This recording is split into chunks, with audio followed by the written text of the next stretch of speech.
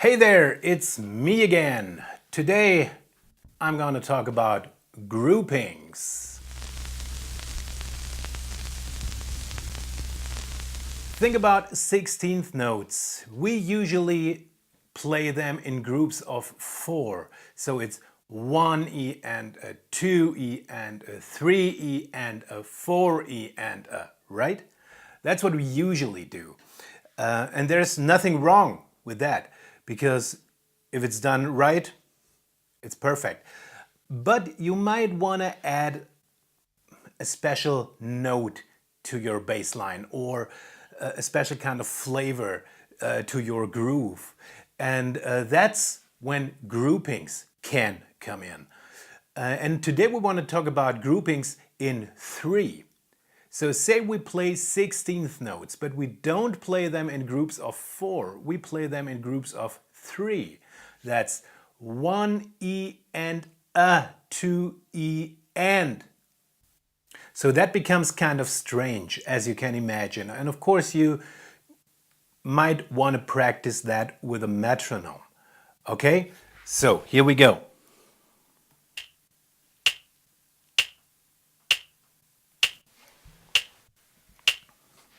That's 60 beats per minute. And first I start by playing usual 16th notes. 1E and a 2E and a 3E and a 4E and a.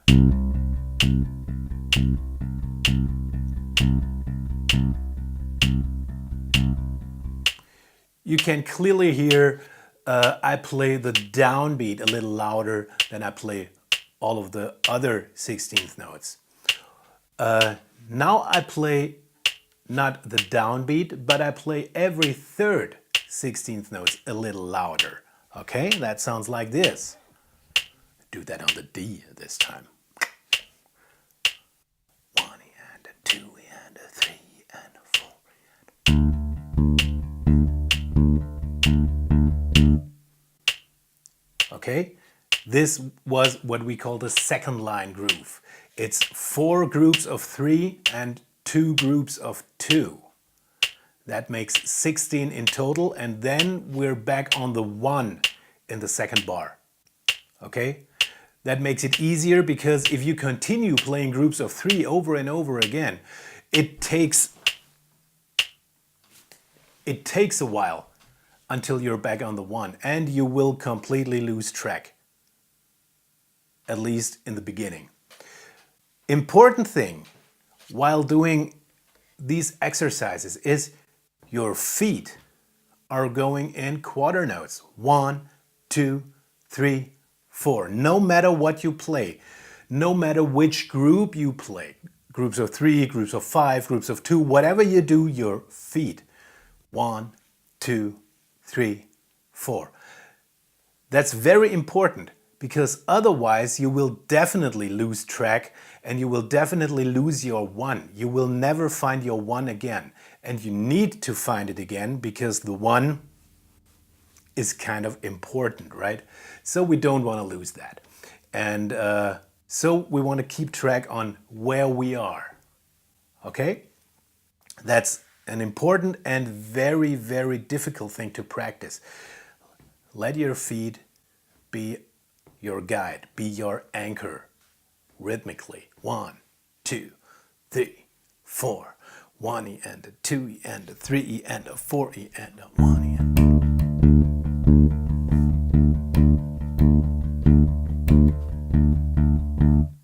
a. Okay?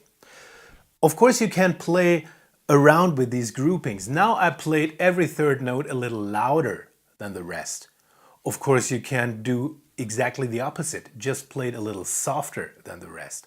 Or play another note, like, or maybe not only one other note, but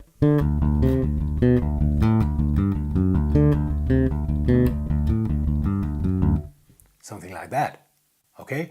Or you combine the 3 notes in the groups of 3, the 3 16th notes, and combine them to one dotted 8th note. Okay? That's also very interesting.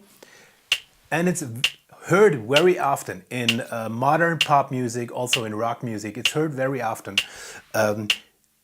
Maybe not exactly the whole second line thing, but parts of it. I heard an Ed Sheeran song the other day, and he used one dotted eighth notes and then half note in the second half of the bar. Partly use groups of 3. Okay, so you can play around, like I said, with different pitches and with different note lengths. So now let's play 4 dotted eighth notes and 2 straight eighth. Okay, here we go. 1 and a 2 and a 3 and a 4 and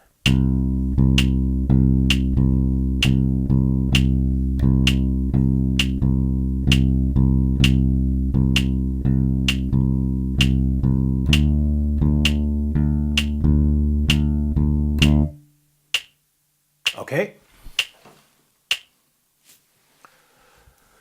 So all these exercises, of course, come down to 16th notes, what I was talking about today. If that's too heavy for you, of course, you can also practice that with 8th notes. Then a second line groove, 4 groups of 3 and 2 groups of 2 will last for 2 bars. Okay? You don't have dotted eighth notes, you have dotted quarter notes. So what? You can, of course, practice as you like and build your bass lines with different pitches, with different dynamics, with different... Maybe you want to play one note a little shorter than the rest. Maybe like... just like that. Or the other way around, play it longer than the rest. Whatever it is, you find out, you play around with that. Thanks for this time. See you next week. Bye.